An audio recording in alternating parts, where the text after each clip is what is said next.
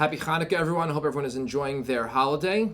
Without fail, each and every year, we read Parshat Miketz on the holiday of Hanukkah. I'd like to explore for a moment at least one understanding or explanation why that might be. At the beginning of this week's Parsha, Yosef is pulled from the pit, from the jail, and brought to interpret Paro's dreams. Yosef comes before Paro and he tells him that his two dreams, the one about the 7 lean cows and the 7 fat cows, where the 7 lean cows swallow the 7 fat cows, as well as the dream about the ears of grain, really those two dreams are one dream.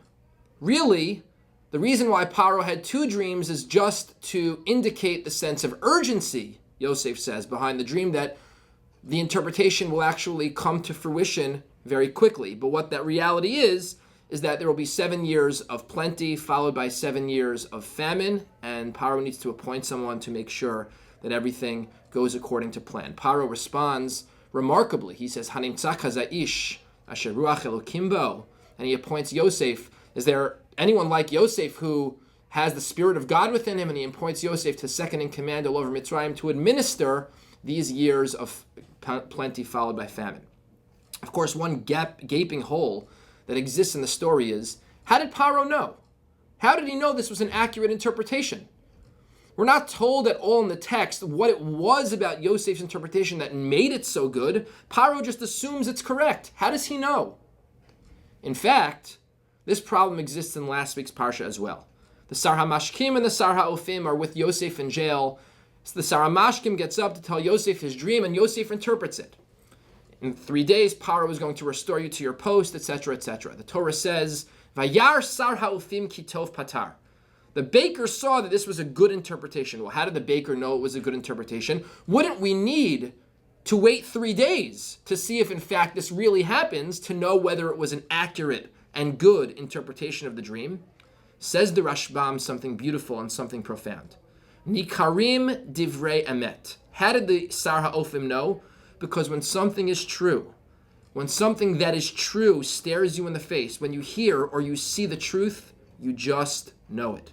Sometimes the truth is recognizable, irrespective of whether it can actually be proven or not. That in itself is a very valuable lesson. Nikarim divrei emet. Paro heard it, he saw it, he knew it to be true. But perhaps on a little bit of a deeper level, insofar as this dream is concerned, we can add, I think, some more deeper meaning, particularly insofar as Hanukkah is concerned. After all, Yosef's interpretation does leave somewhat to be desired.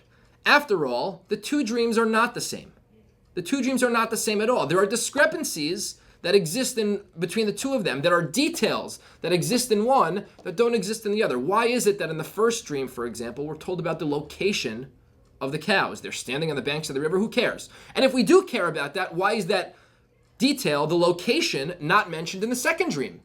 Furthermore, why is it that in the first dream, all that's what's mentioned is the appearance of the cows? They're yafot mareh, that they're pleasant to look at. In the second dream, all we're told about is their condition, not their appearance, that they're healthy, they're full ears of grain. What about the appearance? And other discrepancies and details like that kind of differentiate the two dreams. And perhaps the kicker, if in fact the two dreams are really one dream that indicate the same message, why didn't just Paro have the same dream twice? It's distinctly two dreams. Paro wakes up in the middle of the night between those two dreams. So it's clearly two distinct messages. What's Yosef talking about? Maybe the Nikarim divrei emet here is something else entirely. We live lives that are complex. We live lives that are nuanced.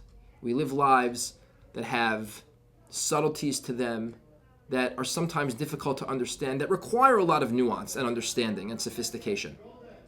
But it's also important to realize that sometimes things are pretty straightforward and simple. Sometimes it's as simple as these two dreams, Paro, they're really one dream.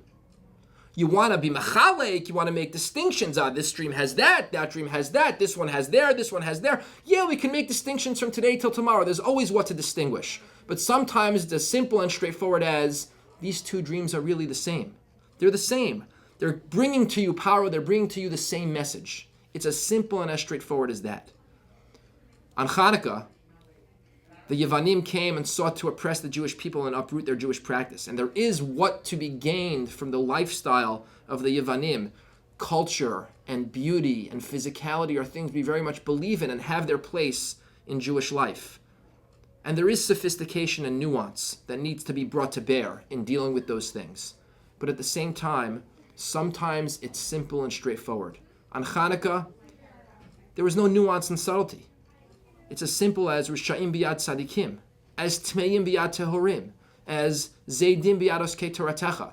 Sometimes the nuance and the sophistication and the subtlety needs to be put aside. Sometimes we need to look at things simply and straightforwardly, as Yosef did with Paro's dreams, and as we're charged to do, we're enjoined to do when it comes to Hanukkah. Sometimes the sophisticated decisions need to be boiled down to a simple choice, right and wrong. It's simple, it's straightforward, and if it's staring us in the face, sometimes we need to recognize the truth. Nikarim divrei emet, truth and falsehood. Maybe learn from the lessons of Hanukkah and from Yosef HaTzadik and always choose correctly. Chanukah Sameach and Shabbat Shalom.